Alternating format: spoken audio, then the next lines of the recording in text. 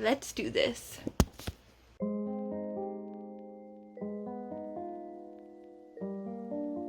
So I only own the first book, and I have never read these before, so this will be like a first impressions type situation as well. I have this first book with like the old cover with this like red strip that's really pretty.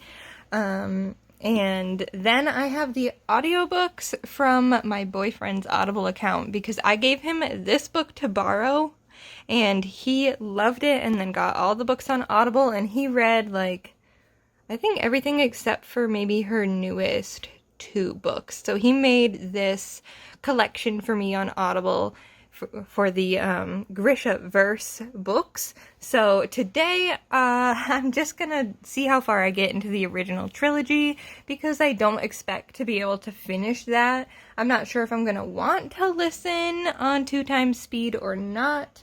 So we're just gonna go with it. It's snowing outside and it's April 16th, so we're gonna have a cozy day reading and getting stuff done at the same time. A productive and reading day. It's gonna be great.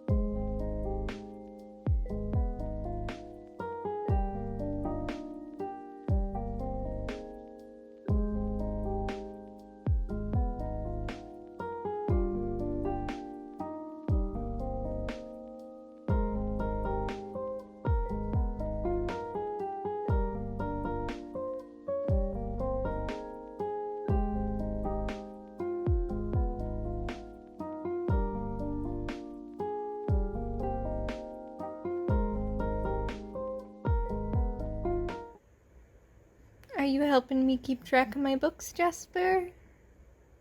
Thank you, bud. Thank you for helping me. He's a sleepy boy. He's had a rough day. He had to take some medicine in his food this morning, but he was so good about it and ate all of it, didn't you? Yeah. I'm about halfway through Shadow and Bone. I made myself a cup of maple chai tea that I'm really excited about. And I just wanted to say a few things. So, I find it a little bit unbelievable that she's so bad at the combat training when she was part of the army. I get that she was a map maker, but would you not still be trained a little bit if you were, you know, moving with the army? I don't know. Maybe I'm just wrong and everybody else would have protected the like map makers and other people, but it seems weird to me because she gets to this like combat training thing and she's so bad at it. Also, I'm finding the romance with the Darkling a little weird.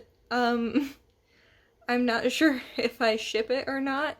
Because he just kind of came along and like kidnapped her basically and was like, why didn't we know you were a Grisha sooner?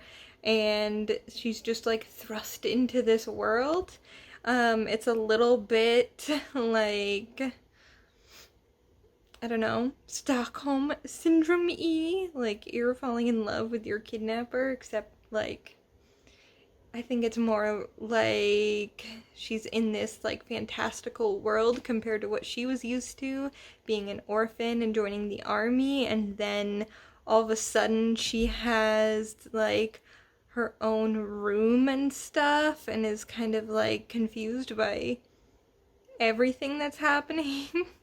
But she's also like speaking out against certain things. Like she's like, no, I want blue robes instead of black robes like the Darkling. And she's kind of bossing him around in a way. It's kind of an interesting, I guess, dynamic to see.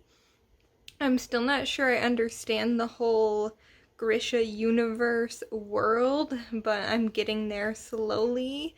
So hopefully, I don't know. That's what I don't like about fantasy style books, is that there's so much world building that needs to happen in order for you to understand what the heck is going on. Kind of like before you can get to the story itself, you have to have a whole like backstory happening. But I am enjoying it. I'm interested to see how they portray this in the show that's going to be coming out, because I I don't know. I'm picturing a lot of CGI happening, and I hope that's not the case. I just made it to chapter 15. Um, so at the end of chapter 14, she just sees Mal again for the first time, and that was an encounter. Somebody's jealous. So I'm interested to see how that plays out and who she ends up with in the end. But also, I just wanted to say that this is one of the few occasions where I actually think a second point of view could have been interesting. I think it would have been fun to see Mal's point of view and what was happening in the army this whole time, but perhaps that would ruin something later on. I don't know, because I haven't read the series yet. But yeah, I just wanted to mention that. And now I am going to continue listening while I do a workout, shower, and then get myself some lunch.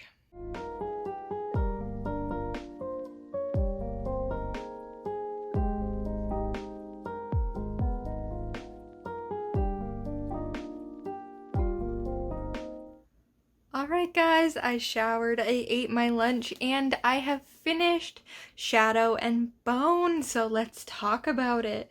Right after that last clip I filmed, stuff went down, so, I feel like there is so much happening in this book. I was listening to the audiobook while doing things, and I had to re-listen to the last chapter because I was like, wait a second, I feel like I missed something, but then I listened to it again and I was like, nope, I didn't miss anything. It was that fast. So yeah, that was crazy. I did enjoy the book. I'm still a little confused, or like having trouble wrapping my head around this Grisha verse, but hopefully, once I get to the second book, it'll be a little bit better. I mean, it's reminding me a little bit of the Hunger Games and the Capitol, in the sense where it's like, they get the fancier clothes and food and stuff, and like there was a big ball. At the end, it also reminded me, like the last chapter specifically, reminded me a lot of the Raven Boys.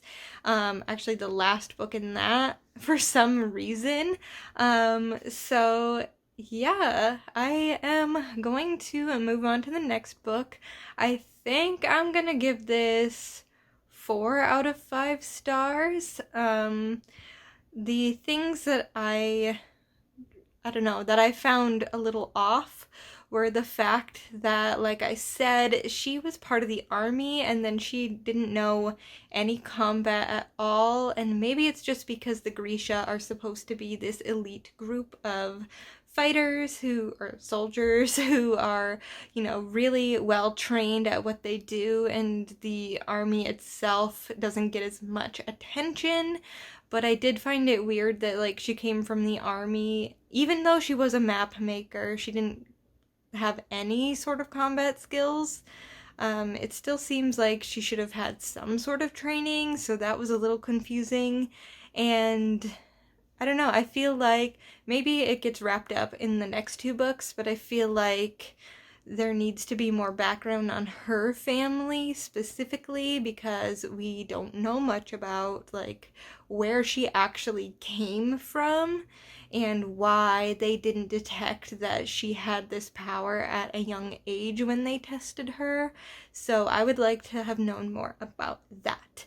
But I did enjoy this first book, and I will be moving on to the second one, which I only have the audiobook of. I was kind of following along in the book while listening to the audiobook when I wasn't doing other things like cleaning up my Pura Vida bracelets stand and my dresser in general.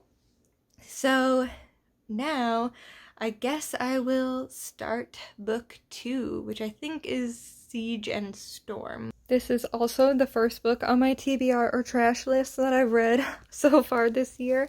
So I printed out these little stickers of the books, and now I finally get to put this one right there to represent that I have read that one.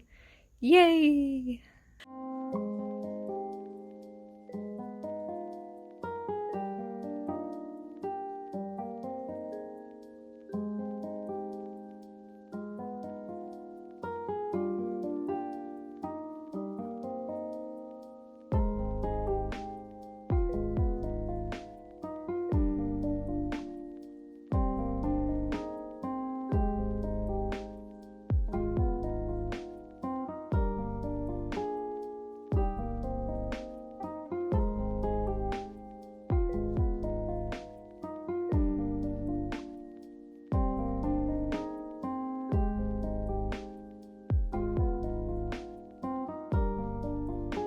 Hello, it has been a few days for me, but a few seconds for you guys.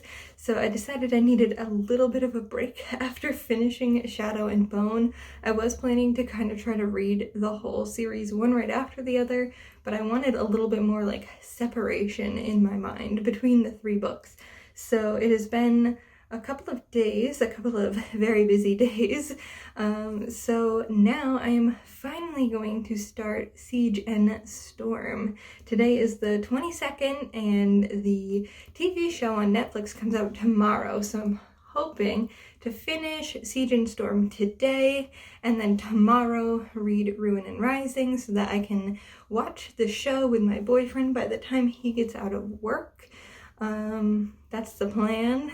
I feel like I maybe should have read the duology as well before the show, just based off of the trailer and what my boyfriend was saying, but that's okay.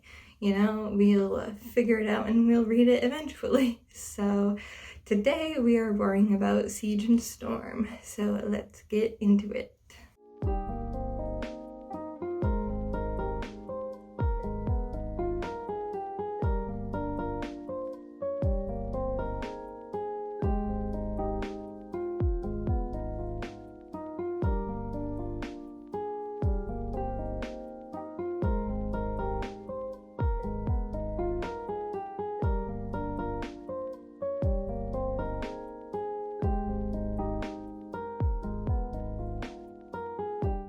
Alright, so I did my May bullet journal setup while listening to the book for a little while, and I have made it to chapter 6, and already, just like the first one, a lot has happened.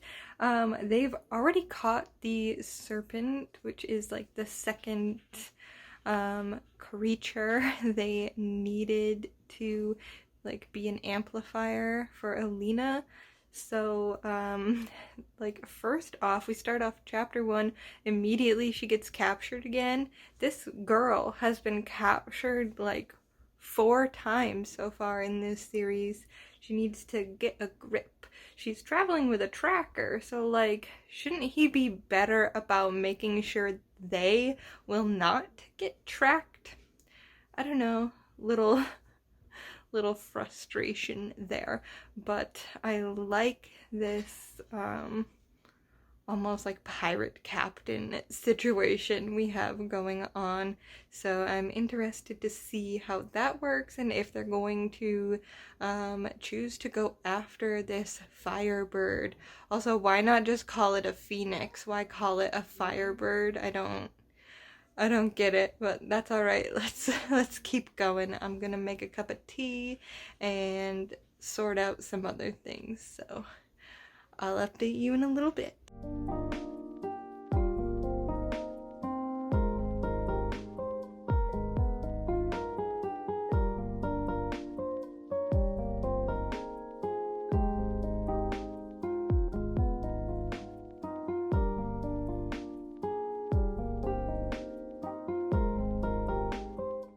Got another quick update. I have been working on my embroidery while listening. This is the first proper embroidery piece I've ever tried, so it's been a bit of a struggle. The back is a total disaster, but I think the front is looking pretty good.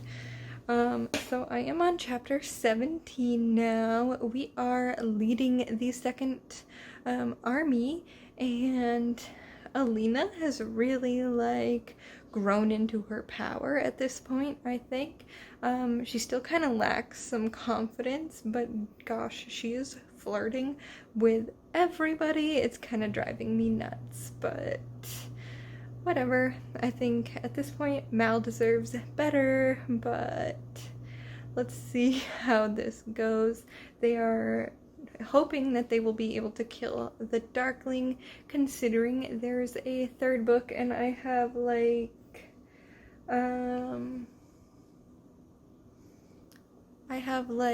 3 hours left total in the audiobook.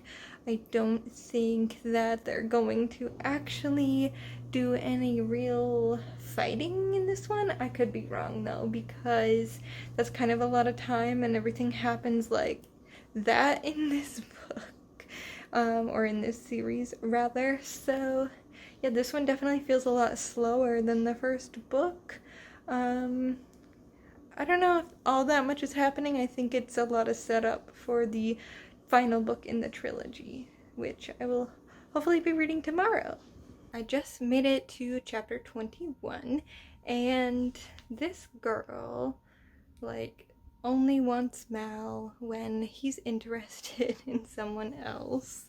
She, wants what she can't have, I feel like.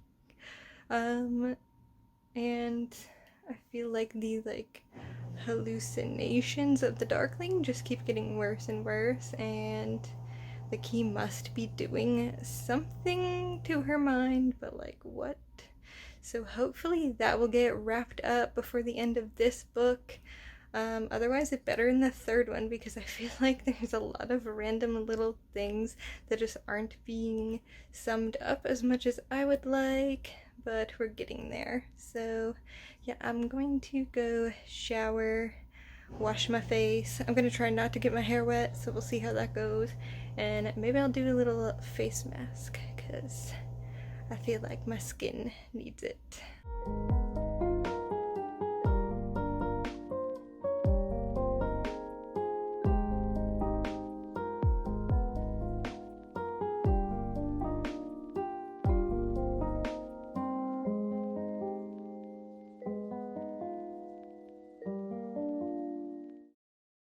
I just finished reading Siege and Storm, and once again, everything happened in the last 2 chapters pretty much. So in the first book, it was a little chunk at the beginning where a lot happened, kind of a lot of lull in the book, and then everything happened in the last few chapters, and it was the exact same thing with the sequel. So maybe that's just Leigh Bardugo's style. I'm not sure if I like that, because it is kind of okay, grip the reader, get their attention, and then it's kind of wow, this is kind of boring, I'm not sure where this is leading, and then it's whoa, it was leading to this. So there was a whole little war thing at the end, kind of similar to the end of the first one, honestly. It definitely followed a pattern, like I said. And she's kind of once again running away from the Darkling at this point. That's kind of the continuous thing, isn't it? But I think I would give this one 3 out of 5 stars, just because it doesn't feel like as much happened. There was a bit of character development, I feel with Alina, but also she's really frustrating me with the fact that she's in love with Mal but can't seem to, I guess, express that to Mal, because she just kind of leads him on and then gets mad at him and then wants him and gets upset when she can't have him, and then she's flirting with everybody else, like I said. So maybe she'll figure that out in the last book. we'll see. My boyfriend and I are starting to cook dinner now, so I think I will vlog that bit, and then you will see tomorrow once I start reading the third and final book in this series. I hope it wraps everything up decently. This stuff tastes like Tootsie Rolls, and you should go get it immediately if you like Tootsie Rolls and want that as a soda.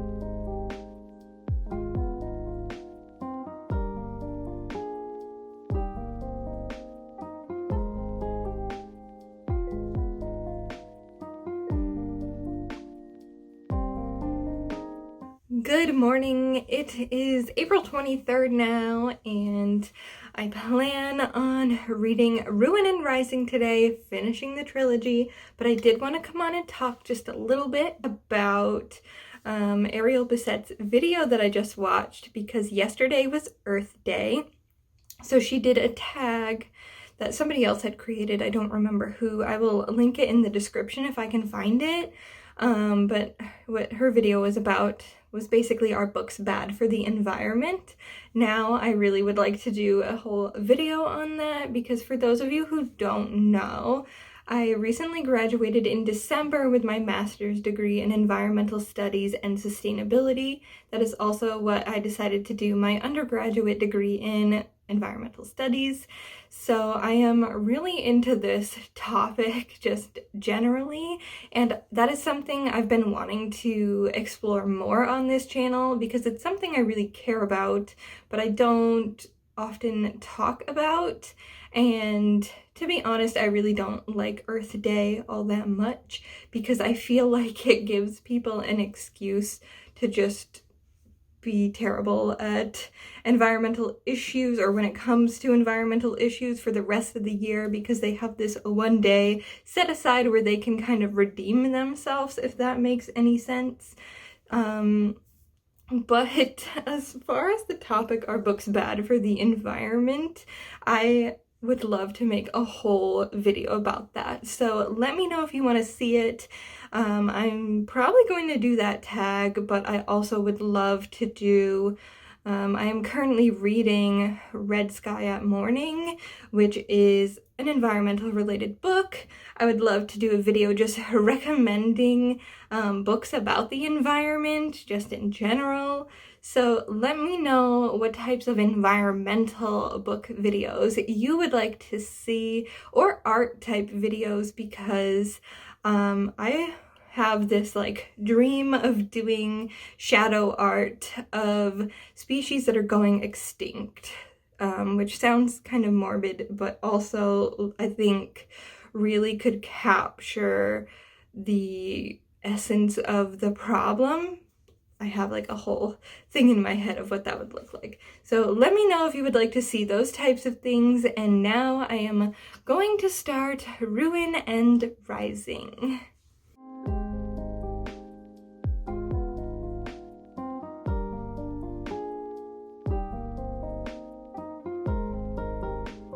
So I just read the first chapter, and I just wanted to say I think it's kind of ironic that in the last book, everyone, thought she had died and come back to life and was worshiping her that way, and other people thought she was faking having these powers by using mirrors and stuff. And now in this third book, she actually did die and come back to life at the end of the last one, and now she doesn't have her powers, so she's doing these weird tricks with the mirrors to try to convince everybody that she still does. I'm still kind of confused as to how that is actually fooling people. If like there were people already suspicious of her, would they not just immediately be like, ha, I told you so, and like could figure it out? But let's just go with it. I think she is gonna end up getting her powers back. We'll see what happens. We're on the lookout for clues about the Firebird. I was right. Chapter 2 immediately gets her powers back. I really wish we would see more of the time that she's suffering and like grappling to get the powers back. I mean, it's just everything feels like it comes too easy to this girl and this story. I get that, like, time has passed and this is how she's been living, but I feel like Leigh Bardugo gives like one little hint at what's been going on for months and then immediately changes it. I like a bit more of the back, or like the before time, and then like the action, and then the aftermath of that. I'd like a bit more before stuff starts happening. And in all three of these books so far, it's like boom, boom, boom. You know what I mean? It's like a mini arc happens within the first like 2 chapters. But anyway, I'm going to get my workout done, then I'm gonna shower and figure out the rest of my day. So, talk to you in a bit.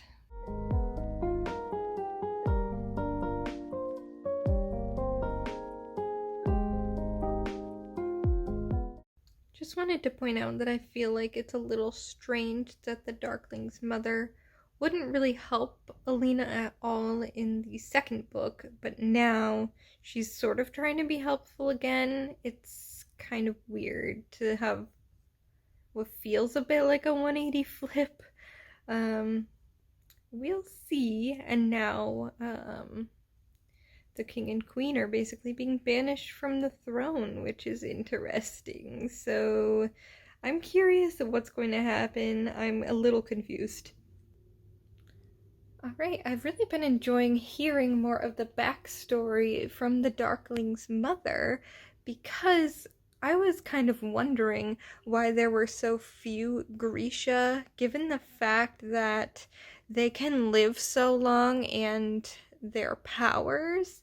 So, I was kind of confused as to how there were so few of them, but listening to her backstory has kind of shined a light on that whole aspect, and it's good to kind of have more of the Darkling's backstory as well. So I'm really glad we're getting that in this final book in this trilogy. Mal is the third amplifier. Excuse me? What? I did not see that coming. Gotta hand it to Leigh Bardugo, because sometimes I feel like books like this can be way too predictable, but I had no idea that was what's going to happen, so great. I don't really know what to say. Mal's the third amplifier? Are you kidding me? Like, it feels like a little bit of a cop-out. It feels like it shouldn't have been planned, but that it probably was, because he was right there when she first was using her power and this whole mess started. But I did not see that coming for some reason. Obviously they've had a connection this whole time, but I was not expecting it to be because of this. So, I'm interested to see how this ends. I just finished reading Ruin and Rising. It's definitely not the end I was personally hoping for, but I think it did end in a pretty good way. So I think I am satisfied with the ending, even though it wasn't what I would have ideally wanted. What is up with my bangs today? They just like dried in a swoop. Anyways, I feel like this book definitely did kind of follow the same pattern that Leigh Bardugo had set up in the first two books, with like kind of a lot happens in the beginning, kind of more of a lull in the middle, and then a lot happening at the end. Although this one I think did a better job on making that middle section less boring, I guess, less drawn out. So I appreciated that. I think I see some growth in her writing from the first book to the third one. So yeah, I finished the original trilogy. I'm gonna have to get my hands on the newer covers that have the stag, the serpent, and the bird on them, because I think they are much prettier than like these covers. I don't know. I mean, I get this kind of alludes to it, but not enough for me. I wouldn't have made that connection if my boyfriend hadn't pointed it out. So I guess now I'll be able to watch the show without worrying too much. I definitely plan on continuing the rest of the books in the Grishaverse. However, I don't think I will read them before watching the show, so hopefully that won't be too much of an issue, but I definitely will be getting to Six of Crows very soon. I want to know more about this world.